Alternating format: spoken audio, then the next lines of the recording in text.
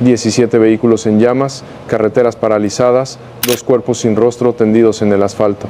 Hoy Michoacán vivió un infierno coordinado por el cártel Jalisco Nueva Generación. Desde las 8 de la mañana la tierra comenzó a hablar con fuego. El humo subía como lenguas negras sobre las autopistas. El cielo olía a diésel, caucho quemado y miedo seco. Y lo peor no fue espontáneo. Fue una respuesta, una advertencia, una declaración de guerra. El Estado había golpeado primero un operativo federal encabezado por fuerzas militares y la Guardia Civil irrumpió en el corazón criminal de Salvador Escalante en la región del Cerro de la Cantera. Ahí, según fuentes de inteligencia, se escondía Ángel Chávez Ponce, alias El Camaleón, jefe regional del Cejón Neng y presunto asesino de la comisaria de Pátzcuaro, Cristal García Hurtado, pero no fue una captura, fue un enfrentamiento. 2 sicarios muertos, un soldado herido y el inicio de una cadena de represalias que aún no termina porque mientras los helicópteros del ejército sobrevolaban la zona, los cárteles activaban su otro frente, el terror en las carreteras, la Morelia-Quiroga, la Zamora-La Piedad, la autopista México-Guadalajara, todas bloqueadas no por manifestantes, no por accidentes, por comandos armados que incendiaban autos robados para cerrar el paso del Estado en Tangamandapio. Una camioneta fue rociada con gasolina y prendida en plena curva, dejando una columna de humo visible desde 5 kilómetros. En Humarán, testigos vieron a hombres con fusiles gritando, "Ahí manda el Mencho". Mientras tanto, las familias quedaban atrapadas en los embotellamientos, algunas con niños llorando en los asientos traseros, otras rezando entre nubes de ceniza. La violencia no se detuvo en Michoacán. En el tramo Pénjamo-La Piedad en Guanajuato, grupos armados quemaron 3 tráileres. La intención era clara, desconectar al Estado por tierra, aislarlo, controlarlo, y en medio de esa jornada negra, el nombre de Harf volvió a sonar. Desde Ciudad de México, el secretario nacional de Seguridad monitoreaba el despliegue en tiempo real. Fuentes cercanas aseguran que hoy mismo dijo una frase que resonó como una promesa y una amenaza. No vamos a ceder ni un solo tramo de carretera. Hoy, el Estado responde con toda su fuerza.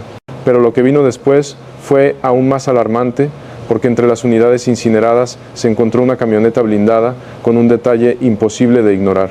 Una bandera artesanal del cejo NG clavada en el cofre aún humeante. El mensaje era inequívoco y lo que revelaron los drones del ejército en el Cerro de la Cantera, eso podría cambiar toda la estrategia nacional de seguridad. ¿Qué descubrieron en lo alto de Salvador Escalante? ¿Y quién es realmente el camaleón? El fantasma criminal que ha puesto a Michoacán de rodillas. Michoacán amaneció con silencio espeso, de esos que anuncian tormenta. A las 6:50 de la mañana, los primeros rayos de sol apenas tocaban las faldas del Cerro de la Cantera. En Salvador Escalante, el aire olía a humedad y a tierra caliente. En el horizonte, una hilera de nubes cubría el cielo como un sudario. Nadie sabía aún que en ese mismo momento, una unidad táctica del ejército mexicano ya había comenzado a rodear la zona. El objetivo era claro: capturar a Ángel Chávez Ponce, alias El Camaleón, un excerador de los Viagras, transformado en jefe de plaza del cejo NNG Inteligencia. Lo ubicaba desde hace semanas en esa región montañosa, protegido por una red de halcones, caminos sin señal y una comunidad que no hablaba con extraños. Pero la señal llegó, un dron detectó movimiento en una cabaña oculta entre árboles de ocote y con ella se activó el protocolo. Lo que no sabían los soldados era que ese cerro no era solo un escondite, era una trinchera, un nido. Mientras el convoy subía por el camino de terracería, en la carretera Morelia-Quiroga, a más de 30 kilómetros de distancia, una camioneta tipo Ram con placas falsas cruzaba en sentido contrario y dejaba caer una garrafa de gasolina. Un minuto después, el fuego envolvía una unidad de carga estacionada. Primer bloqueo, primer aviso. En total silencio, los agresores bajaron del vehículo, arrojaron un mensaje escrito a mano y desaparecieron por un camino secundario. El mensaje decía: "No crucen, esto es territorio camaleón". A esa misma hora, en Tangamandapio, un grupo de hombres armados interceptó un tráiler con doble remolque. Lo obligaron a detenerse, le prendieron fuego y dejaron una granada en el cofre. No explotó, pero el mensaje quedó. La gente comenzó a publicar en redes videos cortos, entrecortados. Están bloqueando la carretera y no hay paso, nos van a matar aquí. Pero aún no había respuesta oficial. Fue entonces cuando la línea de emergencias 911 en Pátzcuaro colapsó. Decenas de llamadas, todas con la misma frase: "Se oyen balazos en el cerro, muchos no paran".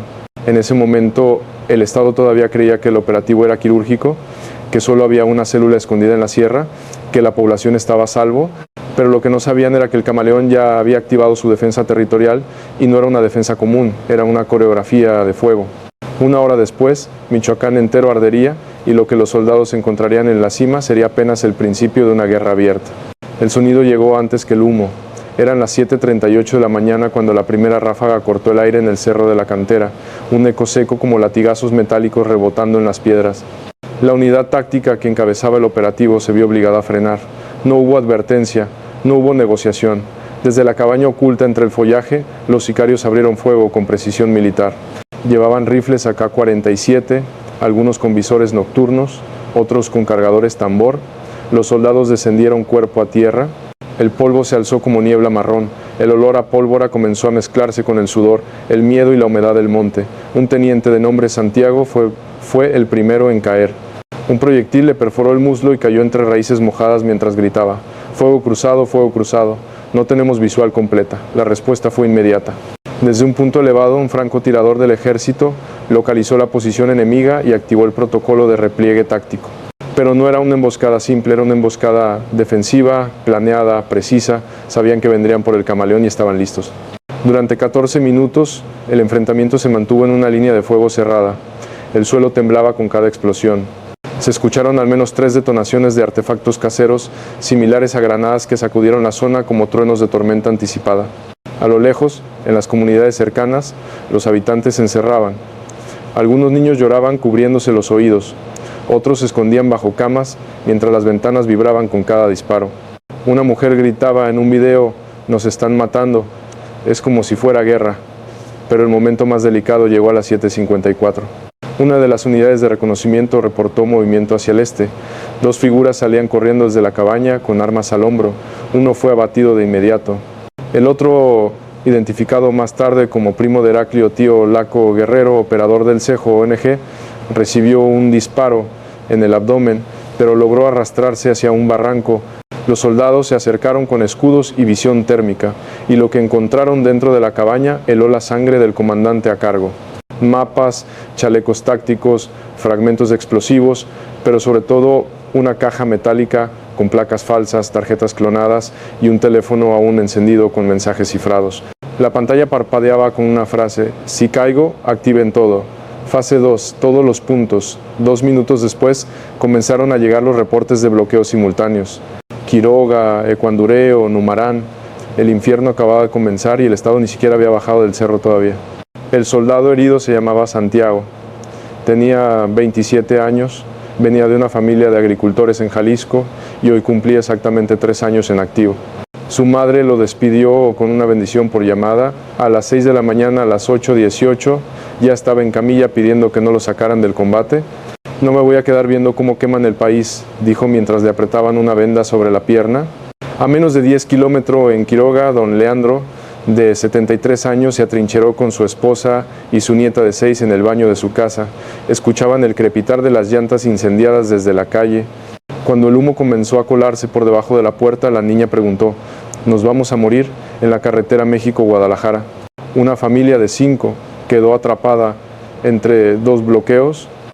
El padre intentó dar reversa, pero los criminales les apuntaron desde una loma, los obligaron a bajar, revisaron su cajuela y luego le prendieron fuego a la camioneta con los peluches de los niños aún adentro. "No lloren, no es con ustedes", dijo uno de los encapuchados. La maestra Alicia Salgado iba camino a Pátzcuaro cuando comenzó el caos. Enseña historia en una secundaria rural y vive en una zona donde ya no entra el transporte público. Desde su auto vio cómo incendiaban un camión de carga, bajó la cabeza y escribió su último mensaje antes de quedarse sin señal: "Díganle a mis hijos que los amo". Y mientras eso pasaba en la base de la Guardia Nacional, Harfuch analizaba los primeros informes en tiempo real. Su rostro era tenso, callado, pero sus palabras fueron una orden directa: "Vamos a recuperar cada tramo uno por uno, pero esta vez no vamos a soltar nada". La violencia tenía un rostro, pero la resistencia también. Y lo que sucedería en el kilómetro 15 de la carretera Quiroga-Pátzcuaro cambiaría todo el panorama. Ángel Chávez Ponce no es cualquier sicario, es un arquitecto del miedo. Lo conocen como el camaleón porque cambia de lealtades y de rostro con la misma facilidad con la que cambia de municipio. Nació en La Huacana, comenzó en Los Viagras, pasó por Pueblos Unidos como brazo armado y hoy es jefe de plaza del cártel Jalisco Nueva Generación en la región lacustre de Michoacán. Su especialidad no es solo disparar, es controlar caminos, dominar economías, extorsionar a productores de aguacate, vigilar rutas de transporte y cobrar cada kilómetro que pisa un camión cargado. Cada carretera es un punto de control, cada pueblo una casilla de peaje. Operaba desde Salvador Escalante, pero sus tentáculos llegaban hasta Zamora, Uruapan, La Piedad y Vista Hermosa. En cada uno tenía una célula, un halcón, un cobrador, un ejecutor, y todos respondían a una misma clave por radio: Sombra Pátzcuaro activada. Esa red era tan eficaz que incluso tras su captura en abril del 2024 en Aguascalientes, acusado del asesinato de la comisaria Cristal García Hurtado, el sistema no colapsó, solo se replegó y semanas después un juez lo dejó libre por una detención ilegal. Desde entonces el camaleón no volvió a esconderse, volvió a reinar, y esta vez con más rabia. Sus operadores están entrenados para incendiar vehículos en menos de 2 minutos, usan gasolina con aditivos, iniciadores químicos y rutas de escape que cruzan veredas rurales donde no entra ni el GPS. No son improvisados, son un engranaje. 15 municipios, 16 puntos de bloqueo, casi todos activados al mismo tiempo. Eso no es reacción, es planeación. Zonas como Tinzunzan, El Tigre, El Saus, Puerto de Lucas y Santa Fe de la Laguna no son aleatorias, son estratégicas. Están diseñadas para lo que Harfuch llama estrangulamiento territorial, cerrar caminos, cortar logística, mandar un mensaje, y ese mensaje estaba firmado con fuego. Pero lo más grave no fue eso, fue lo que encontraron en una camioneta blindada en La Piedad: una libreta plastificada con un mapa dibujado a manos, rutas marcadas con iniciales y un círculo rojo en el centro que decía Zona Cero Cantera. El camaleón no solo se defendía, planeaba algo más, y la clave estaba en una palabra codificada repetida en los mensajes interceptados: el ECO 7 activado. ¿Qué es el ECO 7? Una operación mayor, una fase que aún no ha comenzado. La respuesta apareció horas después en un sitio que nadie esperaba. A las 3:42 de la tarde, un dron de reconocimiento captó algo que nadie esperaba. Desde el aire, el cerro de la Cantera parecía ya despejado, pero en un claro oculto entre 2 cañadas detectaron un camión de carga estacionado con lonas negras sobre la caja. A simple vista parecía abandonado. Una unidad de reacción descendió a pie. Tardaron 18 minutos en llegar. Lo que encontraron adentro cambió el rumbo del operativo. Había armas, sí, pero también algo más. 8 artefactos explosivos improvisados, 4 fusiles con silenciador, decenas de cargadores, placas clonadas del ejército y una caja fuerte portátil.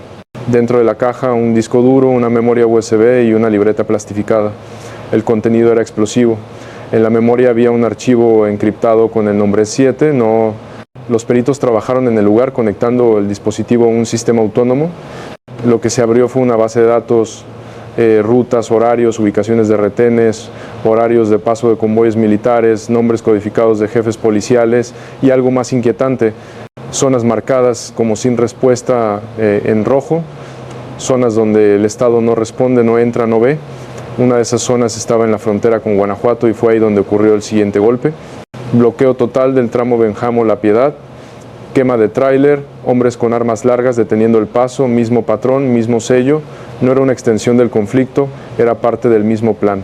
El EQ7-7 no era una clave, era una operación escalonada de disrupción estatal. Mientras las autoridades intentaban controlar los incendios, el sistema criminal atacaba los puntos de control, los puentes logísticos y los caminos de evacuación. No se trataba solo de proteger al camaleón, era una distracción para otra cosa, y la pista final llegó desde una fuente anónima, una llamada hecha a la línea de emergencias desde un teléfono público en Yurecuaro. Una voz distorsionada con acento de la región dejó solo una frase antes de colgar: no lo van a encontrar, él ya no está en Michoacán. El camaleón habría usado el operativo como pantalla, como distracción. Mientras el Estado miraba al cerro, él habría cruzado por otro lado, jarfado de inmediato. Tenemos una brecha. Esto es más que un operativo fallido. Esto fue una distracción perfectamente calculada. Y al revisar los últimos puntos marcados en los mapas digitales de la USB, encontraron un patrón aún más alarmante. La línea roja de escape llevaba hacia Colima.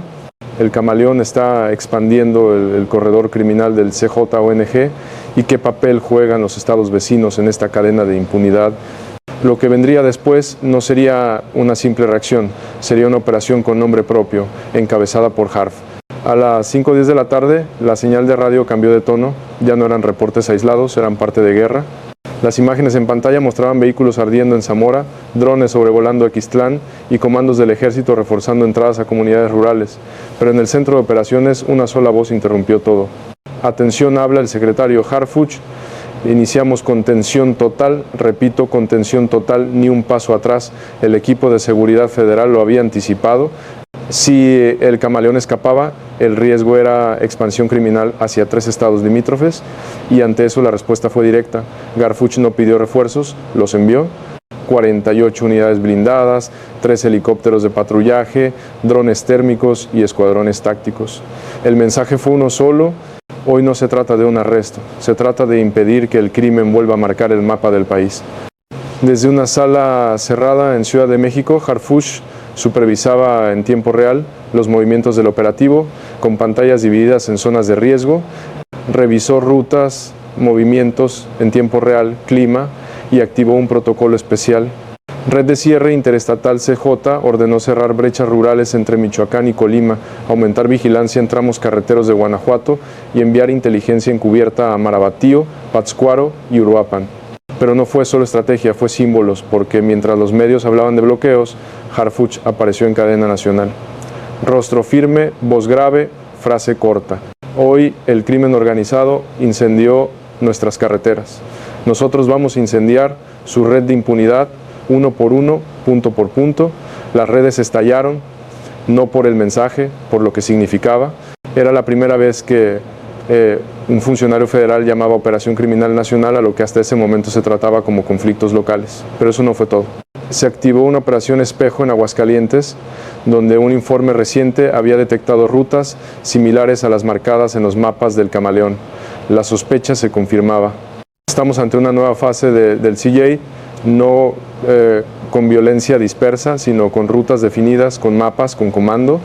Y si el camaleón no era el objetivo final, entonces quién está diseñando los nuevos corredores de violencia en el país y hasta dónde llega realmente esta red cantera y no tiene final visible. Cuando cayó la noche sobre Michoacán, el humo seguía colgado del cielo como un recordatorio. Las llamas se habían extinguido en la mayoría de los vehículos, pero no en las miradas de quienes los vieron arder. El olor a goma quemada, a diésel y a miedo seco seguía impregnado en los caminos, en las casas, en la ropa, en el alma. 17 bloqueos, más de una docena de vehículos destruidos, cientos de familias atrapadas, miles sin saber si era seguro salir de casa. En Tangamandapio, un niño de 7 años vomitó de los nervios al ver pasar un convoy armado por su calle. Su madre le cubrió los ojos y lo abrazó contra la pared mientras repetía: "No pasa nada, mi amor, solo cierra los ojos", en Santa Fe de la Laguna. Una maestra canceló la clase y se quedó a dormir en la escuela con 5 alumnos que no pudieron volver a casa. En Zamora, un joven grabó desde su azotea el momento en que una camioneta ardía, su voz temblaba. Esto no es una película, esto es hoy, esto es aquí. La jornada dejó al menos 2 muertos, un militar herido y la activación del mayor despliegue táctico en la región desde el 2019. Pero esas cifras no cuentan los otros daños. El trauma, la parálisis social, la certeza de que el crimen aún puede congelar un estado entero con solo una señal, porque eso fue el Diombo el día 17 de noviembre, un recordatorio brutal de que el fuego no solo quema autos, también quema la confianza. A los productores de limón en Vista Hermosa suspendieron la cosecha, transportistas cancelaron rutas, escuelas cerraron sin previo aviso y comerciantes bajaron cortinas por miedo a represalias. Michoacán quedó en pausa como si el miedo hubiera apretado el botón de detener todo, pero la consecuencia más grave fue otra. La reacción del crimen se sintió como una coreografía, como si cada célula supiera exactamente cuándo y dónde actuar. Y eso para el Estado es peor que los balazos, porque revela algo más profundo, una inteligencia criminal operando en red, sin improvisación, sin pánico, con objetivo. Y mientras las unidades de Guardia Nacional intentaban recuperar vialidades, una pregunta comenzó a rondar en los informes internos. Y si esto no fue la respuesta al operativo, sino el ensayo de algo mayor, una simulación de caos, una prueba de control, un ensayo de paralización, lo que se descubrió en las horas siguientes fuera de Michoacán confirmaría que la amenaza no solo era regional, era nacional y venía avanzando hace meses sin que nadie la viera. A las 8:03 de la noche, el país ya sabía que Michoacán había ardido. Las imágenes se esparcieron como pólvora digital, vehículos calcinados, columnas de humo en autopistas, civiles atrapados en el miedo. Los noticieros hablaban de narcobloqueos, pero lo que se vivió fue más que eso. Fue una prueba de fuerza y una advertencia. La reacción nacional no se hizo esperar. Gobernadores de estados vecinos convocaron reuniones de emergencia. El Gabinete de Seguridad Federal difundió un comunicado afirmando que el Plan Michoacán sigue activo, pero nadie se atrevió a decirlo con todas sus letras.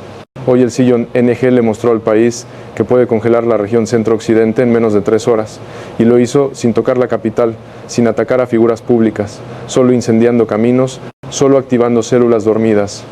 En redes sociales, el nombre del camaleón se convirtió en tendencia, pero también lo hizo otro nombre, Harfuch, porque fue su declaración la que marcó el punto de inflexión. Esto no es solo Michoacán, es un modelo de ocupación criminal y lo vamos a desmantelar completo. Pero la pregunta sigue flotando en el aire porque si el camaleón escapó, si logró burlar el operativo más grande del año, ¿quién lo protegió o quién le dio la ruta de salida? ¿Y quién se beneficia de que siga libre? Las respuestas aún no están sobre la mesa, pero las pistas ya comenzaron a conectar nombres, estados y rutas, y lo más grave no está en lo que vimos hoy, sino en lo que podría pasar mañana. Porque si el crimen puede prender fuego a 15 municipios en un día, ¿qué sigue? Un puerto, una frontera, una capital, y mientras los helicópteros regresan a sus bases, las tropas recogen escombros y las familias intentan dormir rodeadas de ceniza. Una nueva certeza se instala en el país. Esto no fue un caso aislado, fue un ensayo de parálisis. Y si el Estado no responde con estructura, estrategia y permanencia, la próxima vez no va a arder solo Michoacán. Hoy ardieron las carreteras, mañana podría arder algo mucho más grande.